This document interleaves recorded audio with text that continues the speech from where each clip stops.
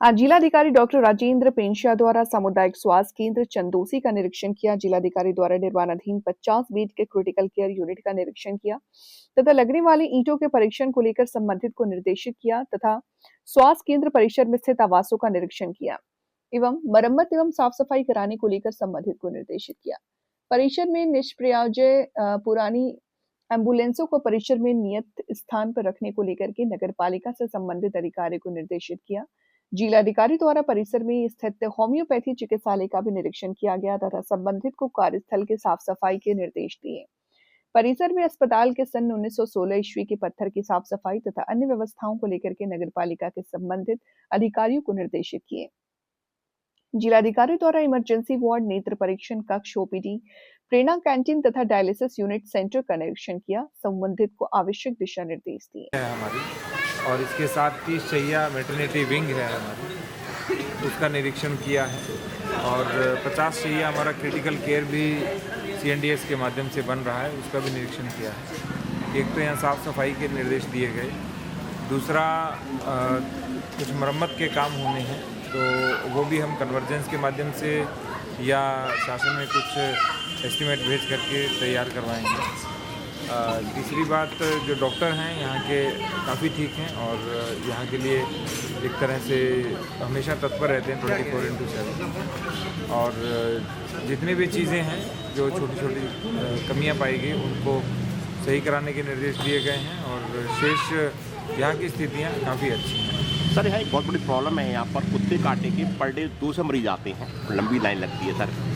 आवारा कुत्ते भी बहुत है सर, उनकी व्यवस्था क्या की? नहीं पता चला ये सर, 100 से 150 227 थे पर डे 100 तक है और सब खूंखार कुत्तों सर रहता है सर, बहुत लंबी लाइन लग रही है। एक हम काम कराने जा रहे हैं जो ABC सेंटर होता है, एनिमल बर्थ कंट्रोल सेंटर होता है, जो हमारी गाइडलाइंस है, जिसमें 2001 में सबसे पहले ABC सेंटर्स बनाए गए थे और 2023 जनवरी-फरवरी में पुनः गाइडलाइंस इशू हुई थी।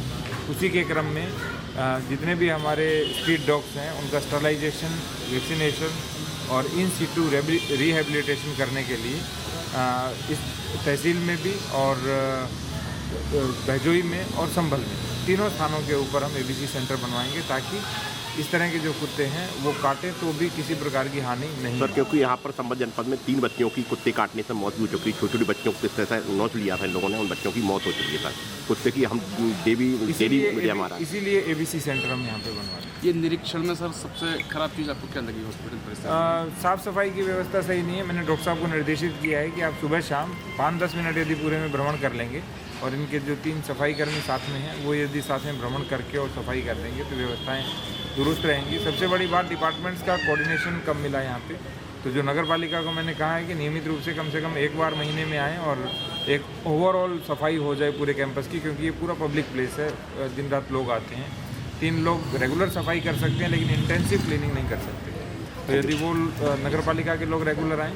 इसी तरह से ब्लॉक के माध्यम से भी कुछ चीज़ें हैं वो मरम्मत करवाएंगे और कुछ नाली की जो मरम्मत होनी है वो भी होगी। अच्छा क्या लगा इस निरीक्षण में सर आपको यहाँ?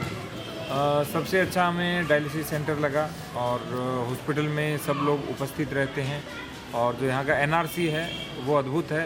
पहले मात्र 10 लोग रहते थे, अब 50 से 60 लोग प्रतिदिन रहते हैं।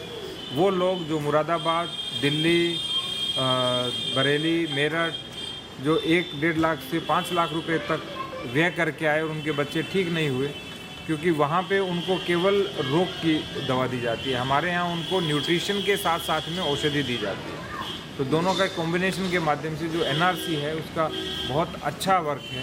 और मेरी इच्छा भी है कि यहाँ के NRC का हम एक पॉडकास्ट तैयार करें ताकि लोग देखें कि बाहर जाकर अपव्यय नहीं करें, हमारे पास आएँ। शासन के पास NRC में बहुत अच्छी व्यवस्था है और जिन बच्चों को समस्याएँ हैं पोषण से संबंधित उनको हम पूरी तरह से ट्रीट करके भेजते हैं। सर, एक ये इधर एम्बुलेंस जो काफ़ी कबाड़ स्थिति में खड़ी हुई है, उनका भी क्या है? एम्बुलेंस का जो कंडम होनी थी उनको, तो कंडम होने में ये बहुत ही कम दर में जा रही थी, तो शासन में हमने पत्र लिखा है, तो प्रयास करेंगे कि शीघ्र इनको नीलाम किया जाए, क्योंकि ये कबाड़ के रूप में है और जगह यहाँ पे रोकती हैं।